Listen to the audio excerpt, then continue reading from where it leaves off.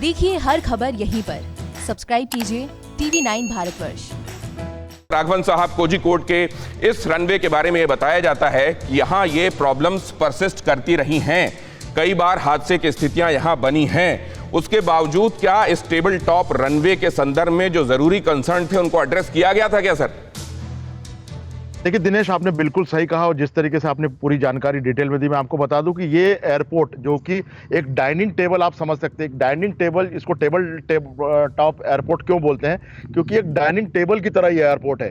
बीच में पूरा उसकी रनवे है और चारों तरफ जो है उसका एक खाई की तरह आप मान लीजिए 35 फीट नीचे ये प्लेन गिरा है।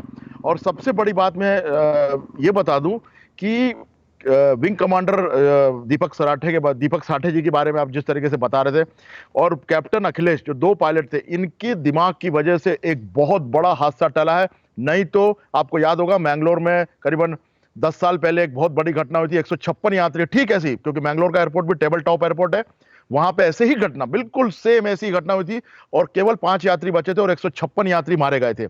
तो एक किस्मत का है, दीपक साठे के दिमाग का, उनके अनुभव का लाभ का है कि इतने अंधेरे में विजिबिलिटी एक सबसे बड़ी दिक्कत थी। भारी बारिश हो रही थी, इसके बावजूद जब उन्होंने अटेम्प्ट किया, पहली बार वो प्लेन उड़ा के ले गए, उन्हें लगा कि नहीं हुआ, दूसरी बार भी उन्होंने देखा कि नहीं हो सकता, तीसरी बार उन्होंने रिस्क लिया एक तरीके से, क्योंकि उन्हें कॉन्फिडेंस था। लेकिन ओवरशूट हुआ प्लेन। ओवरशूट का मतलब ये होता है कि हाफ रनवे के विजिबिलिटी की वजह से वो आगे लैंड हुआ। एक निश्चित जो लैंडिंग की एक जो दायरा होता है, जहां पे पहले टच डाउन करना चाहिए व्हील्स को, वहां पे ना करते हुए करीब करीब आधे एयरपोर्ट के आसपास, आधे रनवे पे वहां पर आके वो टच डाउन हुआ और उसके बाद फिर टेक ऑफ करने की कोई स्थिति नहीं होती, क्योंकि प्लेन की वो स्पीड नहीं होती है।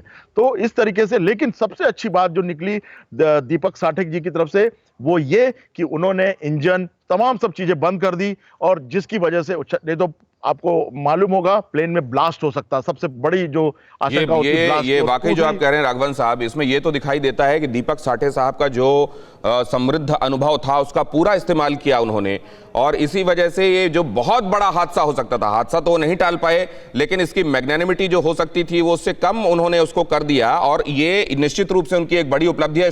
परवाह देश की, सोमवार से शुक्रवार रात 10 बजे TV9 भारतवर्ष पर।